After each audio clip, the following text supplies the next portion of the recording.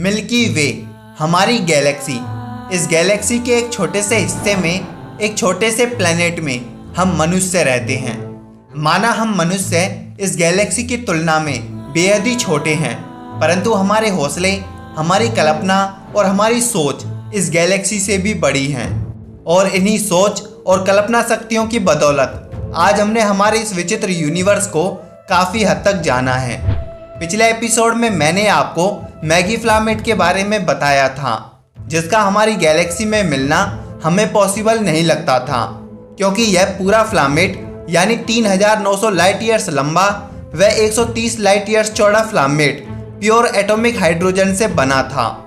यह उस वक्त के खोजे गए गैस क्लाउड्स में सबसे बड़ा प्लैनेट था, जिसका हमारी गैलेक्सी में पाया जाना आज भी एक रहस्य है।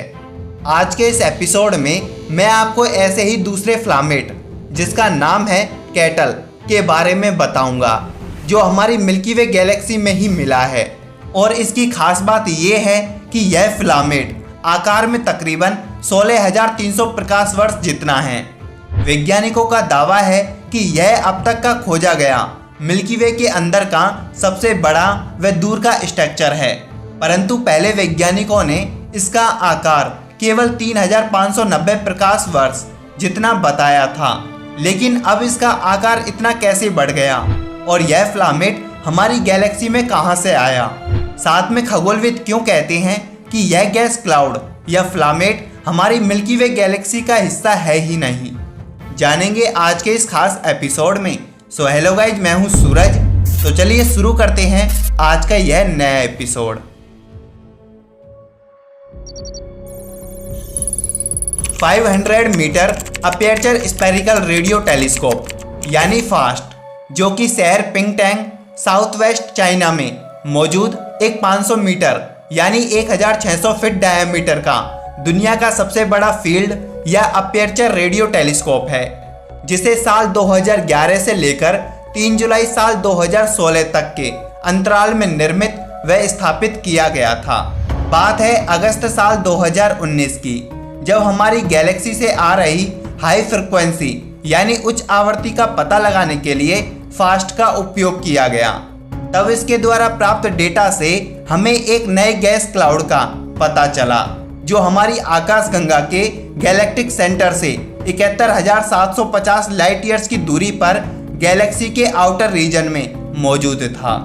यह खोजा गया कैटल नामक गैस क्लाउड बेहद ही खास है, क्योंकि अब तक हमें जितने भी गैस क्लाउड या प्लैनेट मिले हैं वे सभी हमें गैलेक्सी के सेंटर के करीब मिले हैं, लेकिन यह सेंटर से यानी केंद्र से ही 71,750 प्रकाश वर्ष दूर मिला है, जो इस ओर इशारा करता है कि यह प्लैनेट हमारी गैलेक्सी का हिस्सा है ही नहीं।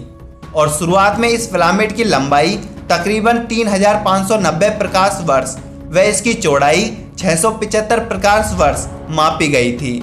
लेकिन कुछ सालों बाद शोधकर्ताओं ने अपनी पड़ताल की जांच HI4PI ऑल स्काई सर्वे के आंकड़ों से की, और उन्होंने पाया कि यह रेसा बादल हमारी उम्मीद से कई गुना ज़्यादा बड़ा है। और अंत में माना गया कि यह लंबाई में कम से कम 16,300 प्रकाश वर्ष जितना हो सकता है।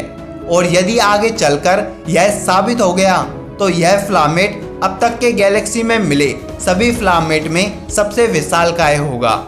अब सबसे बड़ा सवाल यहाँ पर यह है कि इतना ह्यूज गैसीय प्लैनेट गैलेक्सी में इतनी ज़्यादा दूरी पर प्रोड्यूस कैसे हो पाया, या कहें तो यह गैलेक्सी में आखिर कहाँ से आया। इसके ऊपर साइंस अलर्ट की रिपोर्ट हमें बतलाती है कि यह स्ट्रक्चर हमारी गैलेक्सी के किसी नए आर्म का हिस्सा हो सकता है। हालांकि यह थ्योरी कमजोर साबित होती है, क्योंकि यह प्लैनेट पूरी तरह से गैलेक्टिक आर्म को फॉलो नहीं करता है।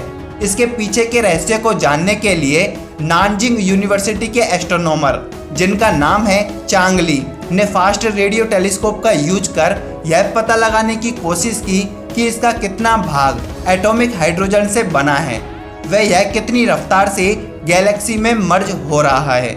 यदि हम एक बार के लिए मान लें कि यह गैस क्लाउड हमारी गैलेक्सी के आर्म का ही हिस्सा है, तो इसका आकार पूरी तरह से बिगड़ा हुआ होना चाहिए था, क्योंकि अतीत में हुई हमारी गैलेक्सी की अन्य गैलेक्सियों के कोलाइजन में इसका आकार पूरी तरह बिगड़ गया।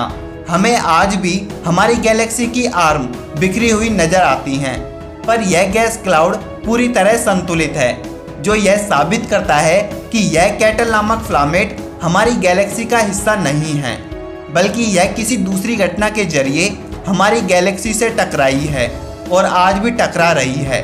आज हम इसके बारे में ज़्यादा कुछ नहीं जानते हैं, पर उम्मीद है भविष्य इसके रहस्य से पर्दा उठा ही देगा।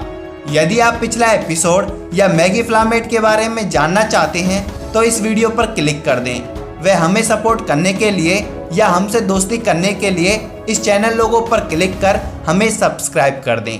Thanks for watching.